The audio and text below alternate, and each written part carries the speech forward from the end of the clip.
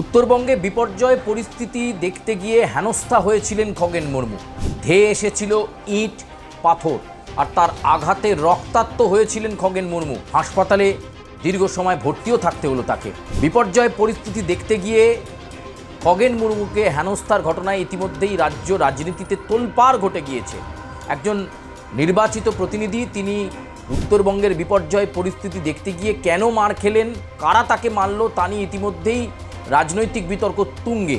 তবে এরই মাঝে খগেন মুর্মুর নিরাপত্তা বেষ্টনী বাড়িয়ে দিল কেন্দ্রীয় স্বরাষ্ট্রমন্ত্রক। তাকে এই মুহূর্তে ওয়াই ক্যাটাগরির নিরাপত্তা বেষ্টনী দেওয়া হলো, এমনটাই কিন্তু আমরা জানতে পাচ্ছি।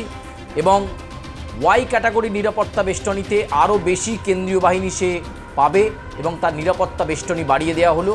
খগেন মুর্মুর ওপর যেভাবে আক্রমণ হয়েছিল সেই পরিস্থিতি দেখার পর উদ্বিগ্ন হয় প্রধানমন্ত্রী, উদ্বেগ প্রকাশ করে কেন্দ্রীয় স্বরাষ্ট্রমন্ত্রক। এবার নিরাপত্তা বাড়ল খগেন মুর্মুর। ওয়াই ক্যাটাগরির নিরাপত্তা এখন থেকে পাবেন বিজেপির এই নির্বাচিত প্রতিনিধি তথা বিজেপির এই নেতা, এমনটাই কিন্তু জানা যাচ্ছে সূত্র মারফত। এবং যেটা জানা যাচ্ছে যে তার কেন্দ্রীয় বাহিনীর যে সংখ্যা সেটাও কিন্তু বেড়ে গেল এই ওয়াই ক্যাটাগরি নিরাপত্তা বেষ্টনী পাওয়ার ফলে।